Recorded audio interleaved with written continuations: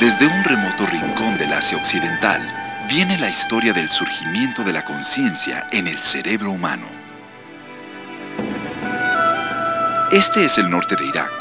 Más allá de sus ríos y rocosas pendientes, yacen las planicies. Aquí, un notable grupo de fósiles humanos descansaron 60.000 años sin ser molestados.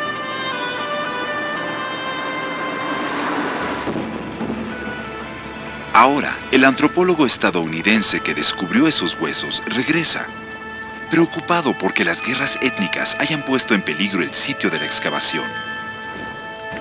Hace 40 años, el doctor Ralph Solecki, entonces en la Universidad de Columbia, exploró las cavernas en Shanidar, donde desenterró una imagen de hombre primitivo que cambió profundamente la manera en que veíamos a nuestros ancestros. El profesor descubrió este cráneo. Perteneció a un hombre de Neandertal. Extrañamente, el cráneo estaba cubierto de polen microscópico de las flores de cardo, hierba cana, espirea y malva real, entre otras. El mismo polvo de polen cubría el resto del intemperizado esqueleto del Neandertal, sugiriendo que su familia y amigos habían reunido las flores deliberadamente y las pusieron en manojos sobre el cadáver. Estos dolientes dejaron a la posteridad las señales más tempranas conocidas de la conciencia del hombre acerca de la muerte. Basados en los hallazgos del Dr. Solecki, el neandertal pareció poseer lo que nosotros hemos llegado a llamar una mente. Por sí misma, la mente tiende a no admitir una definición.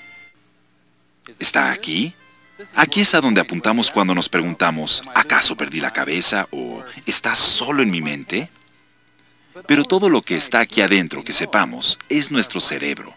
Soy David Suzuki, y en nuestra búsqueda de la mente estamos a punto de comenzar un viaje hacia la estructura más compleja del universo, el cerebro humano. Al igual que la mayoría de las cosas, tuvo un inicio bastante humilde, pero el resultado fue nada menos que una obra maestra.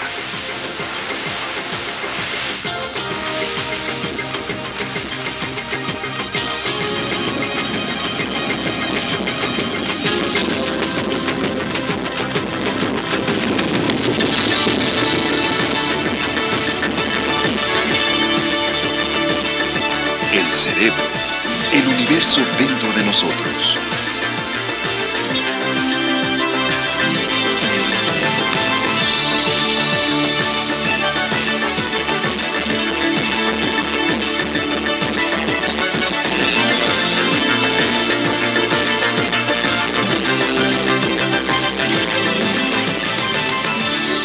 Evolución de la mente.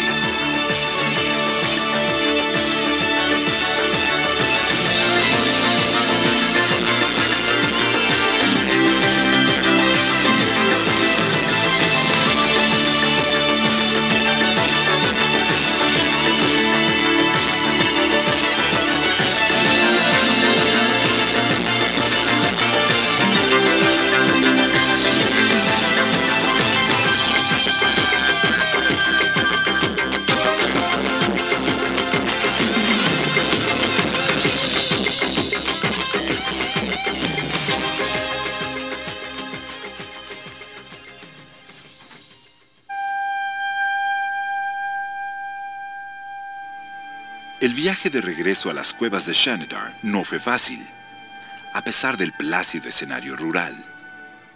Los rebeldes kurdos y el ejército iraquí estaban combatiendo ferozmente a lo largo de las laderas y más allá.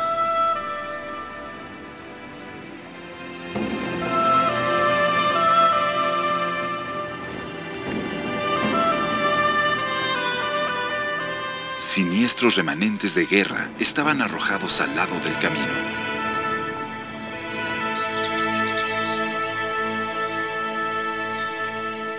Ha pasado casi medio siglo desde que el Dr. Solecki puso sus ojos por última vez en esta caverna.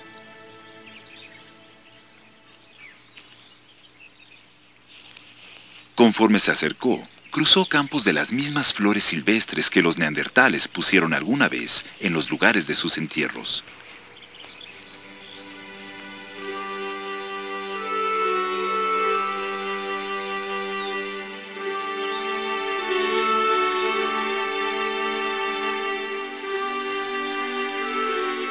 Al llegar a la entrada, el Dr. Selecki estaba abrumado con los recuerdos de lo que había encontrado alguna vez ahí dentro.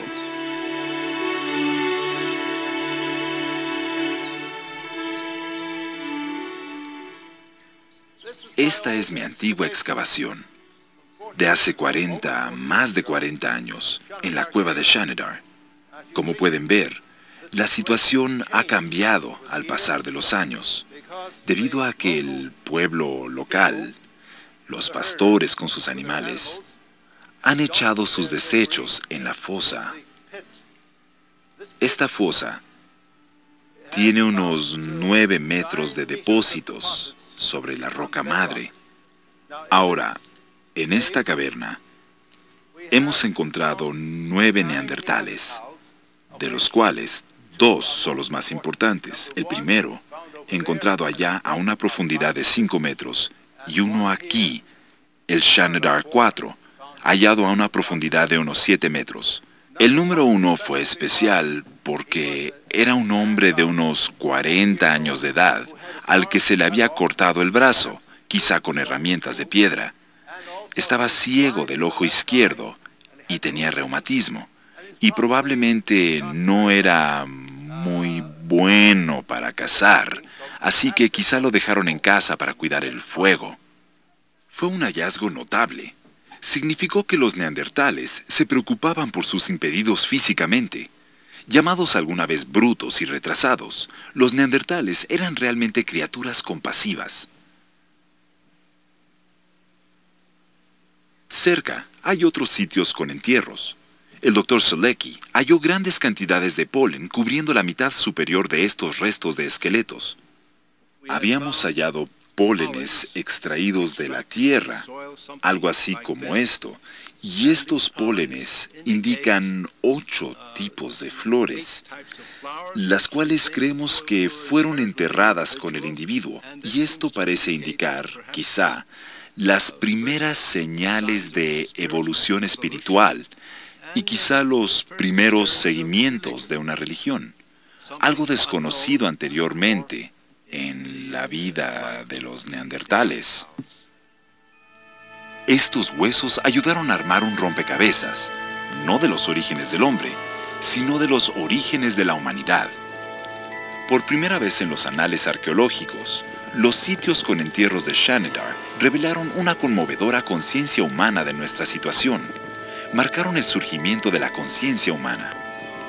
Quizá no por coincidencia, esta conciencia en evolución correspondió al cerebro en evolución.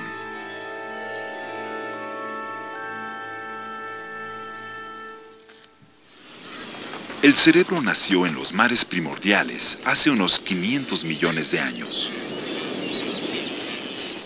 Y toda criatura bajo el sol, desde las aves fragatas hasta los físicos, evolucionaron a partir de este humilde inicio.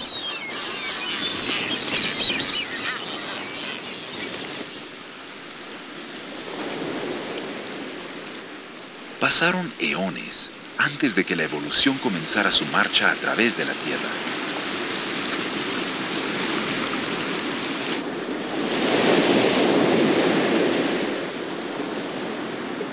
Conforme evolucionaron nuevas formas de vida, igual lo hizo el cerebro.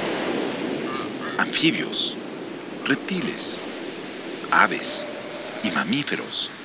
Millones de especies, arribando a lo largo de millones de años.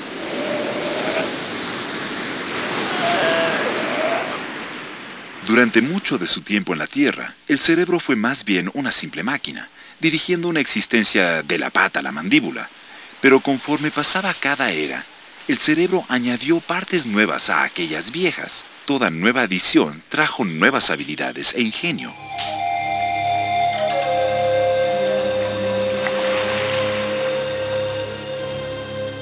El prototipo del cerebro se desarrolló aquí, en las primeras criaturas del mar primitivo, como esta asidia. Su sencillo sistema nervioso es poco más que un conjunto de células especializadas, chisporroteando con electricidad.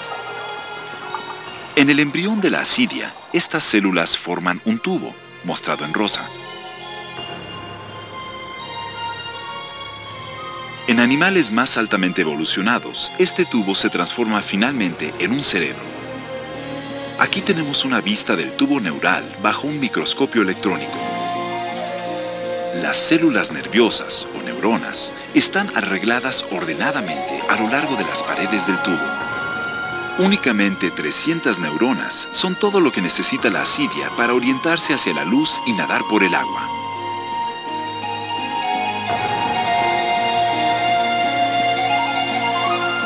Hasta donde sabemos, el primer cerebro verdadero existió en este antiguo pez.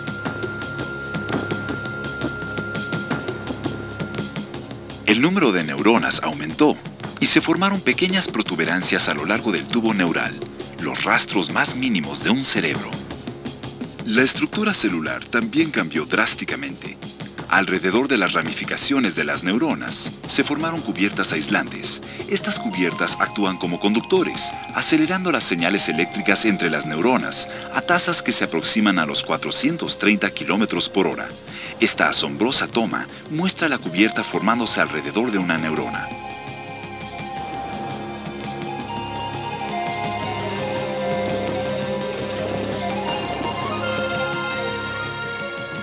Conforme los peces evolucionaron en anfibios, luego en reptiles, el cerebro sufrió una mayor expansión. Los dinosaurios poseían la estructura única que llamamos cerebro reptiliano. Todos los reptiles y mamíferos han heredado esta tosca computadora. Con el surgimiento de los reptiles, el cerebro adquirió las habilidades que el animal requería para sobrevivir en tierra. El cerebro reptiliano pronto fue eclipsado por el cerebro de los mamíferos. Mostrado en azul, el cerebro de los mamíferos creció rápidamente en respuesta a las crecientes demandas del medio ambiente. A este cerebro de los mamíferos le llamamos el encéfalo. Está cubierto por una delgada capa corrugada llamada la corteza. La corteza pudo ser un producto secundario de la era glacial. Conforme descendió el fuerte congelamiento, puso a prueba los límites del cerebro. Los animales con corteza pudieron responder más inteligentemente y tuvieron una mejor oportunidad en la supervivencia. Luego, hace alrededor de 5 millones de años, la corteza apareció en un nuevo tipo de mamífero, el hombre primitivo.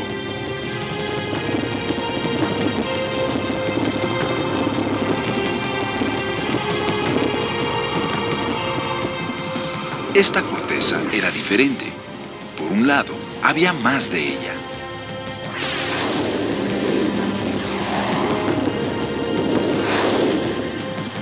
Y su superficie estaba organizada en columnas, miles y miles de ellas, cada una de menos de 1 milímetro de ancho.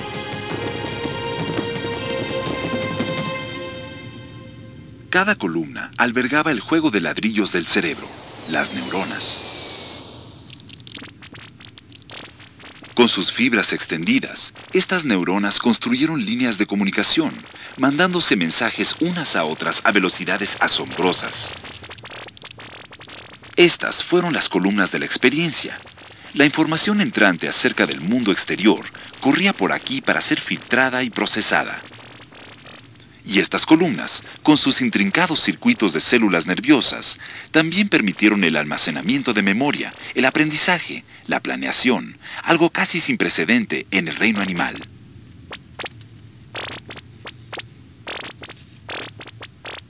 Estas células nerviosas se multiplicaron y la corteza aumentó de tamaño.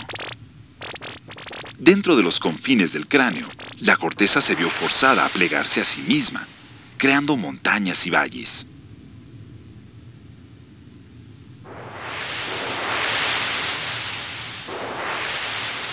Los elaborados pliegues llegaron a ser reconocidos como únicamente humanos.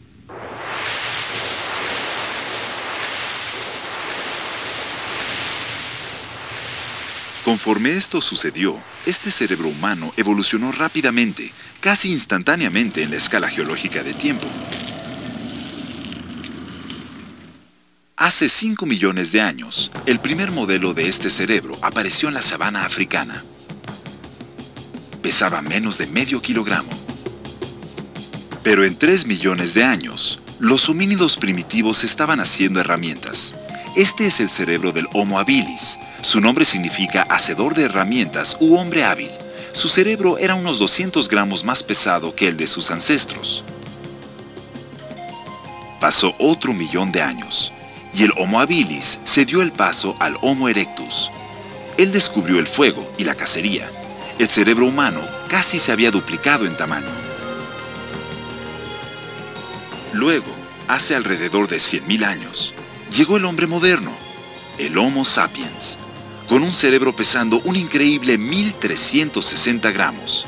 El cerebro del Homo sapiens era casi 4 veces más grande y 3 veces más pesado que su prototipo de solo unos cuantos millones de años antes. Es el mismo cerebro que usamos ahora. Estructural y anatómicamente no ha cambiado mucho.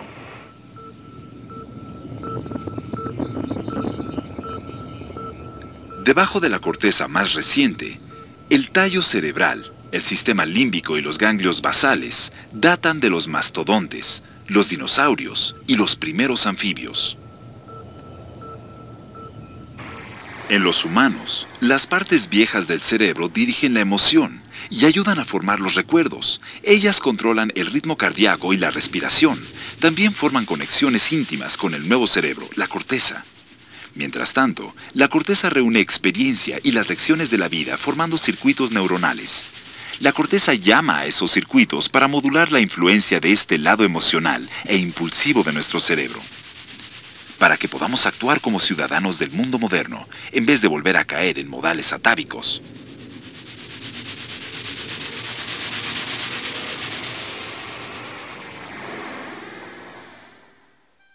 Si nuestros antecesores de hace siglos estuvieran hoy aquí, ellos podrían aprender francés o usar una computadora tan fácilmente como usted o como yo.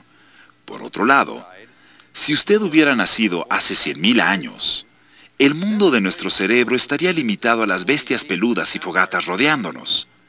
No habría circuitos de células nerviosas para debatir los méritos del arte moderno o la complicada situación de la física cuántica. Pero si lo que está aquí adentro es un reflejo de lo que está ahí afuera, ¿cómo es que cambiamos? ¿Cómo llegamos de la revolución de la agricultura a la revolución industrial? ¿O del antiguo Egipto al moderno Manhattan? Bueno, la respuesta yace en el cerebro. De hecho, en la complejidad del cerebro.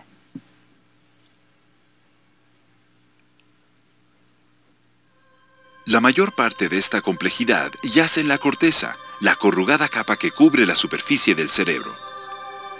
Pese a tener un grosor de menos de 6 milímetros, la corteza es la gloria suprema del cerebro. Entre sus funciones, la corteza es nuestro verificador de la realidad, nos filtra y ordena el mundo exterior, y nos permite ver, tocar, oír y hablar. La corteza es también la gorra para pensar del humano. Todos nuestros planes, pensamientos e ideas se originan en esta capa. La corteza tiene células nerviosas. Alrededor de 2/3 de todas nuestras neuronas operan aquí. Un fragmento de tejido de la corteza no más grande que la cabeza de un alfiler puede alojar 30.000 de estas células. Cada neurona tiene un trabajo, el comunicarse con otras neuronas. El cerebro funciona formando redes entre estas células.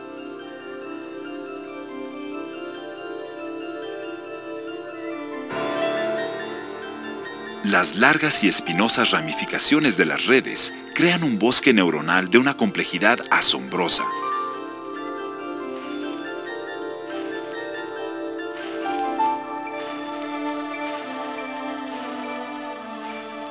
Las neuronas utilizan estas líneas de comunicación para comunicarse unas con otras con señales químicas y eléctricas.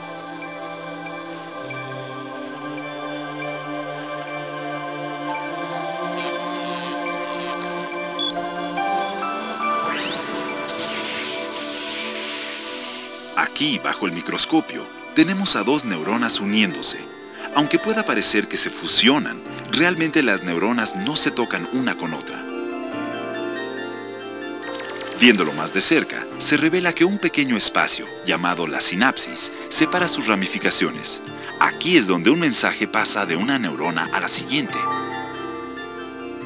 El mensaje viene de aquí, pequeños sacos que almacenan moléculas químicas. Cuando son estimulados, estos sacos liberan sus moléculas, las cuales cruzan la membrana celular y pasan al espacio sináptico. Un impulso eléctrico permite que esto suceda. Mientras tanto, la neurona receptora tiene sitios especiales de bienvenida para las moléculas que entran. Estos sitios receptores se unen a las moléculas. Cuando lo hacen, se abren puertas especiales. Las puertas permiten el paso de un flujo de partículas cargadas, iones de sodio y potasio, las cuales inician una nueva señal eléctrica en la neurona receptora. Esta simple cadena de eventos, un impulso eléctrico seguido de cambios químicos, seguidos de otros impulsos eléctricos, es la base de toda la actividad cerebral. Así es como las neuronas se hablan unas con otras. Aquí entonces está la clave de la complejidad cerebral.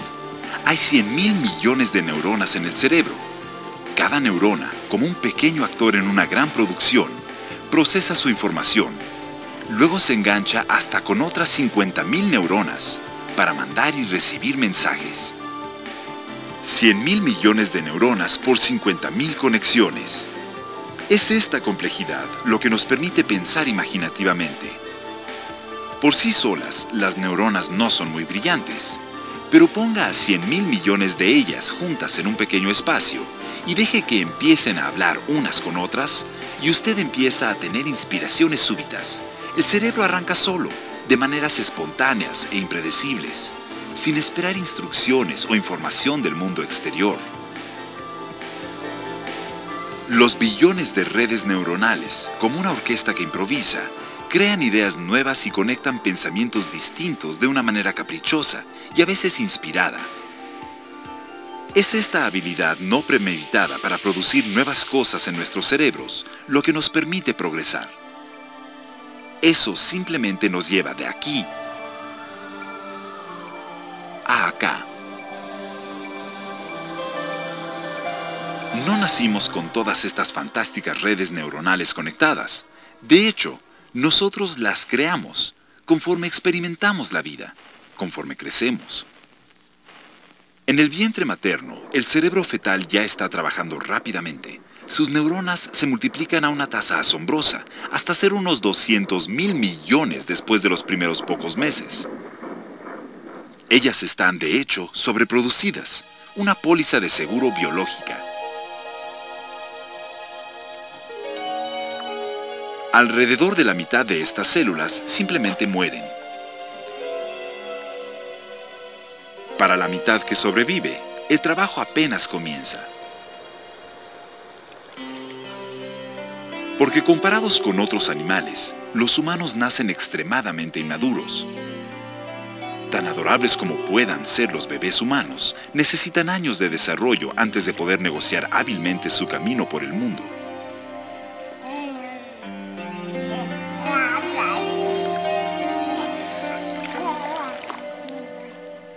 Nuestra posesión más importante es el cerebro. Desde el nacimiento, se enfrenta al mundo con una fuerza casi explosiva, formando rápidamente trillones de conexiones neuronales.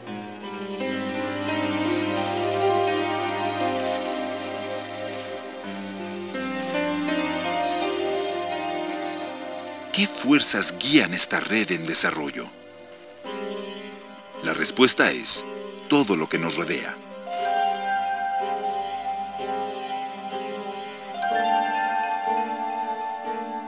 El cerebro no es estático. Esta máquina rígidamente cableada como una vez se pensó, es una creación dinámica que se forma y se reforma constantemente. Nuestros genes aportan los parámetros de cómo se conectan las neuronas. Colocan una especie de cimiento. Pero en gran medida, las conexiones neuronales, base de toda la actividad cerebral, son modeladas por las cosas que nos encontramos en el mundo exterior. El medio ambiente cambia físicamente nuestro cerebro. Al paso del tiempo, conforme un niño tiene experiencias reforzadoras, el cerebro desarrolla territorios, dibuja ciertos mapas neuronales para funciones como la visión, el lenguaje, el movimiento muscular y el oír.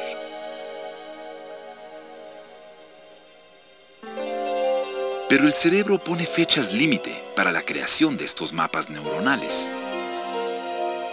Si no somos expuestos al lenguaje o a la visión, o sonidos en periodos cruciales de nuestro desarrollo, estos circuitos neuronales son reasignados a hacer otras tareas, y nuestra habilidad para hablar, ver u oír se limita para siempre.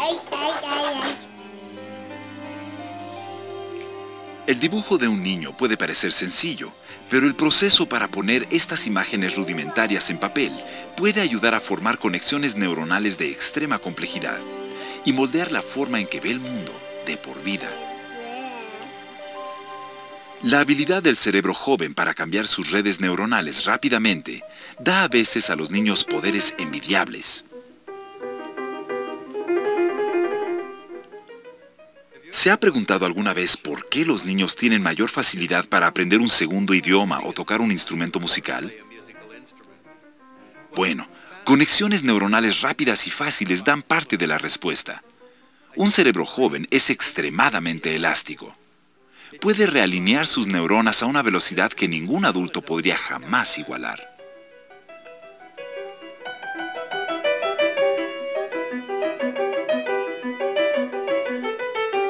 He aquí cómo se ve bajo el microscopio. A la izquierda están las neuronas de un ratón joven. A la derecha, las neuronas de un ratón más viejo. Vea la velocidad con la que las neuronas de la izquierda se reconectan, comparada con las más viejas.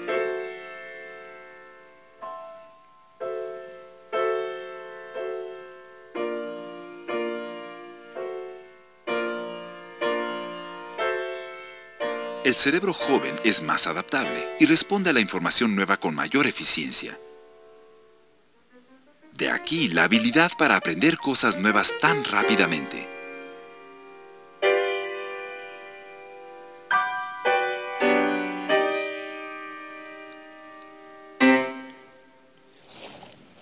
Conforme vamos creciendo, nuestra formación de redes neuronales se desacelera gradualmente.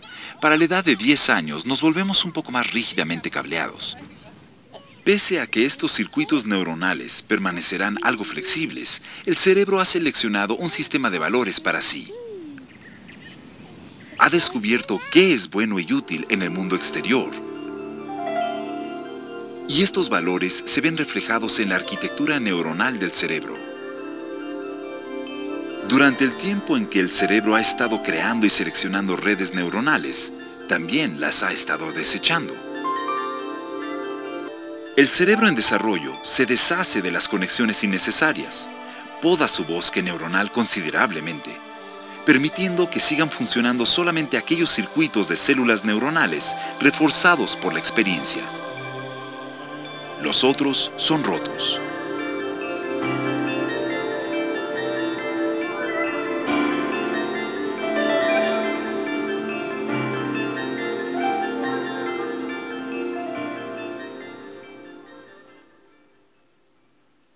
Estoy sentado junto a una máquina que puede leer las mentes. Bueno, más o menos. Se le llama un MRI funcional y utiliza ondas de radio para registrar cambios químicos en el cerebro mientras estamos pensando y moviéndonos.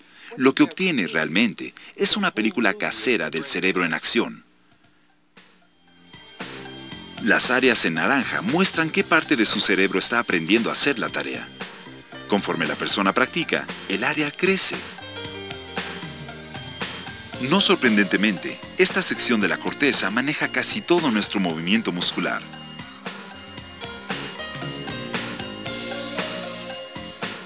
Nuevas técnicas para ver imágenes del cerebro están permitiendo a los investigadores ver a colores cómo está organizado el cerebro. Por ejemplo, esta área en azul es la corteza visual primaria, donde procesamos toda la información visual que entra. Sin ella, estaríamos ciegos. Esta delgada franja es el área sensorial, donde experimentamos la sensación del tacto. Junto a ella, la corteza motora. Es sorprendente el pensar que esta pequeña área es la responsable de producir todo movimiento muscular voluntario, de crear a los atletas y bailarines más grandes del mundo. El cerebro tiene también dos áreas del lenguaje, localizadas solo en el lado izquierdo de la corteza. todas nuestras palabras salen de aquí. Grandes porciones de la corteza no tienen una función prefijada. Estas áreas son llamadas zonas de asociación. Ellas hacen mucho de nuestra clasificación, destilación y ordenamiento de información. Las zonas de asociación pasan mucho tiempo hablándose a sí mismas y a otras áreas en el cerebro. Hasta ahora, no hemos sido capaces de mapear con precisión estas conversaciones, pero nos estamos acercando. Ahora sabemos un poco acerca de las líneas de comunicación entre las neuronas, que están cargadas con electricidad.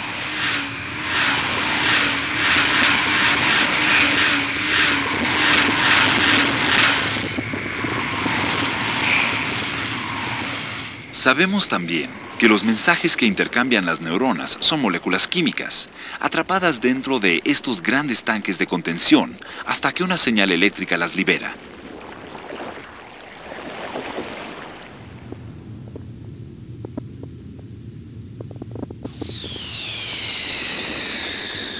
Las moléculas que se mudan de una neurona a otra son llamadas neurotransmisores. En la última década, detectamos transmisores que portan mensajes acerca del dolor y el placer, de tristeza y alegría, de tensión y relajamiento.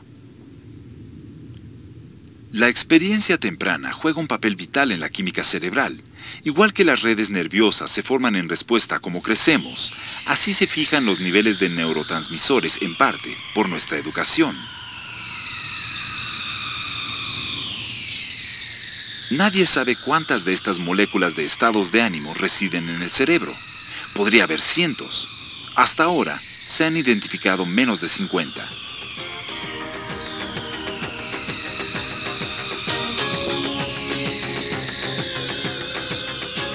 La serotonina es una de ellas. Esta molécula es el caballo de tiro del cerebro. Juega numerosos papeles de los cuales no es el menos importante el inhibir nuestras tendencias violentas. La noradrenalina juega un papel de tipo Paul Revere. Suena la alarma acerca de las amenazas del mundo exterior y nos prepara para pelear o huir. La sustancia P es una molécula que porta mensajes acerca del dolor. En cierto sentido, la sustancia P es lo que nos incita a gritar ¡au! Por el contrario, nuestros cerebros producen analgésicos, llamados morfinas endógenas o endorfinas. Los neurotransmisores juegan un papel crítico en el funcionamiento normal, y aún así, es fácil perturbar nuestro equilibrio químico. Si los impulsos eléctricos abandonan su camino en el cerebro, los intercambios químicos que dependen tanto de ellos también se vuelven confusos. Pueden resultar desórdenes anímicos y enfermedades mentales. Altere el nivel de un solo neurotransmisor, y ello podría perturbar el balance químico de todo el cerebro. A veces me pregunto a dónde puede estarnos llevando toda esta investigación científica. Conforme aprendemos más acerca de cómo funciona el cerebro, ¿estamos reduciendo las acciones de los humanos meramente a fuerzas mecánicas y químicas? Nos lleva hasta el borde, ¿no? De cómo nos vemos a nosotros mismos. Quiero decir, ¿de veras quiero averiguar que mis pensamientos más encumbrados, mis sueños más íntimos, son producto de corrientes de sodio y potasio en mi cerebro? ¿O resultado de alguna molécula que no puedo pronunciar? Si me siento un poco tímido, a la vez me siento tranquilizado por algunos miembros prominentes de la comunidad de la neurociencia, quienes caminan directo hacia este bastante precario precipicio, que podría lanzarnos a una caída libre existencial o llevarnos a un suelo más alto, desde el cual mirarnos a nosotros mismos.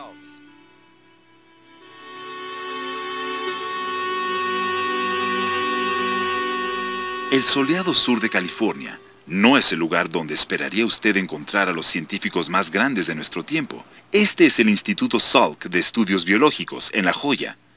Aquí las mentes más brillantes están investigando las bases científicas de la conciencia en el cerebro. Bueno, algunas personas están preocupadas porque piensan que si explicas cómo funciona el cerebro por medio de los disparos de las neuronas y todo el proceso que se lleva a cabo involucrando átomos y moléculas, esto los haría menos de algún modo, y ciertamente cambiaría su forma de verse a sí mismos. pero debe darse cuenta de que el cerebro es extraordinariamente complicado. ¿Por qué deberíamos tratar de entender la conciencia? Bueno, yo creo que porque de muchas formas es una especie de misterio principal de la vida humana. A mí me impresiona el hecho de que me puedo dormir en la noche y en cierto sentido no existo. Y me despierto en la mañana y allá estoy. Patricia Churchland y Francis Crick dedican sus días a entender cómo funciona el cerebro, para que finalmente puedan mapear la mente. La profesora Churchland es filósofa y científica cognoscitiva. Ella divide su tiempo entre examinar el cerebro y dirigir las preguntas filosóficas que surgen con cada nuevo descubrimiento acerca de lo que éste hace. Está acompañada del profesor Crick, quien ha pasado las últimas 2 décadas estudiando neurociencia. Hace 40 años, Francis Crick pasó a la historia cuando participó en el descubrimiento de la estructura molecular del ADN, la famosa doble hélice. Este fue un logro por el cual él y su compañero James Watson recibieron el premio Nobel.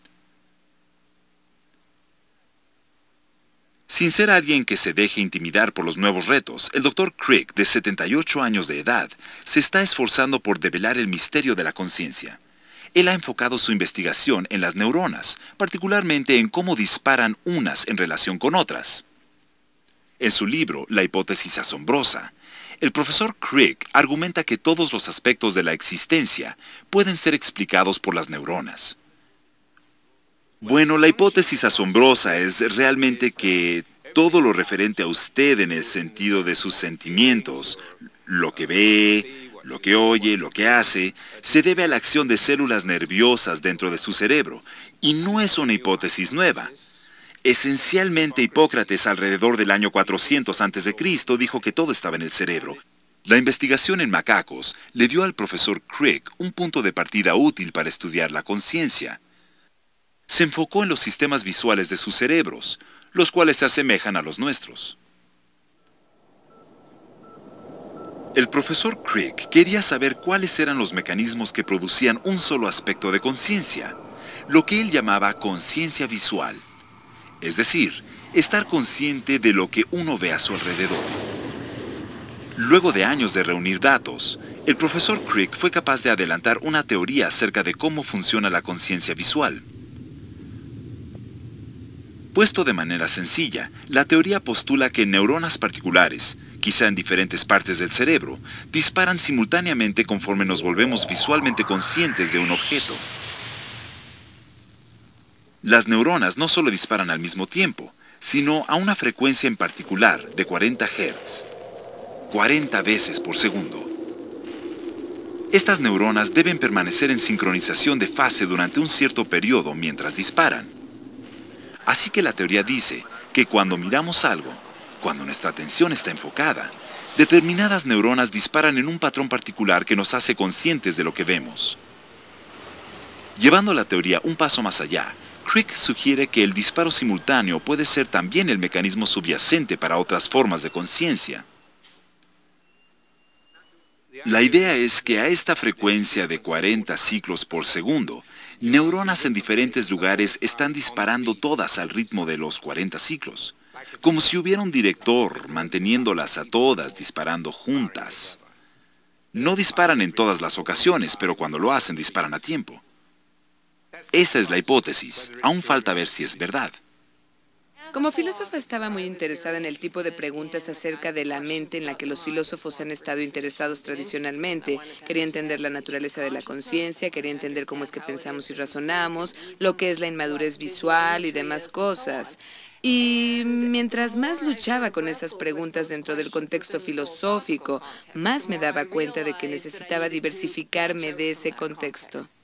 Es en parte debido a su conectividad, pero también en parte Al igual porque... que el profesor Crick, la doctora Churchland cree que el misterio de la mente será resuelto finalmente al descifrar el cerebro. Entender los agrupamientos y relámpagos del cerebro, cómo funcionan los componentes del individuo, cómo interactúan unos con otros, va a ser crucial si vamos a entender cosas tales como el cómo planeamos, cómo tomamos decisiones, por qué a veces tomamos decisiones equivocadas, etcétera. Más degradar las opiniones de nosotros mismos debería llevarnos a hacer dos cosas: a entender mucho mejor lo que está pasando en nuestros cerebros cuando vemos y hacemos cosas, etc. Y debería darnos una sensación de gran sorpresa con todo lo que puede hacer esta cosa que opera dentro de nuestras cabezas. Tomó 500 millones de años de evolución antes de que el cerebro humano debutara finalmente en el escenario del mundo. 500 millones de años para poner una capa de cambio sobre otra. Hemos descubierto únicamente algunos de sus misterios en los últimos 10 años. Al pensar en lo que es llamado comúnmente un universo de 1360 gramos, estoy más impresionado por la naturaleza de su evolución. No a través de la historia, sino a través del curso de la vida de uno mismo. Durante los primeros 10 años especialmente, las experiencias pueden moldear y dar forma al cerebro, diseñar la arquitectura neuronal y determinar el nivel de sustancias químicas. Por un lado, estoy maravillado, porque la segunda evolución del cerebro, durante nuestra propia vida, nos libera de los grilletes de nuestros ancestros. No somos criaturas predestinadas. Cualquiera de nosotros puede evolucionar de un número infinito de maneras. Es un pensamiento de lo más liberador.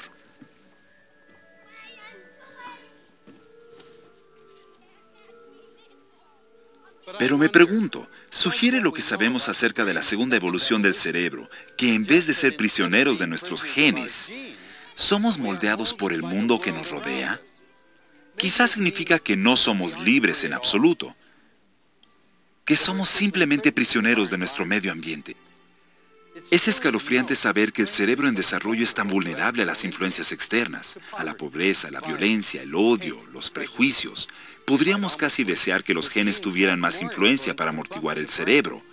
Pero de hecho, las tragedias de la vida afectan profunda e inalterablemente al cerebro. Lo cambian físicamente. Qué imagen tan sombría para ponderar. Empieza a darnos un entendimiento científico de por qué los prejuicios y las hostilidades étnicas pueden persistir durante siglos. ¿Por qué la violencia engendra violencia?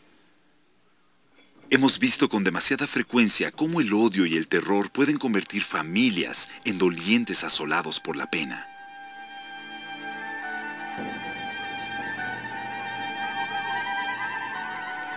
No lejos de esta escena, un antropólogo descubrió las raíces de nuestra humanidad.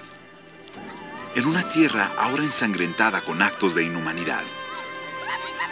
Las tensiones al corazón y al alma son inimaginables, pero la cuota en el cerebro puede ser de lo más perturbador.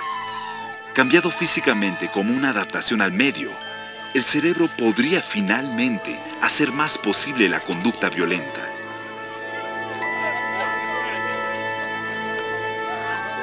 Hace 60.000 años, en la cueva de Shanidar, una familia neandertal reverenció a sus muertos, poniendo flores en sus tumbas.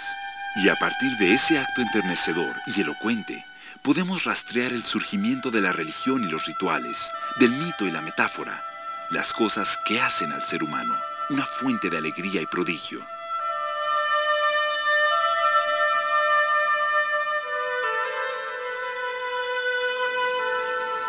En su libro de notas, el Dr. Selecki escribió un pensamiento de despedida.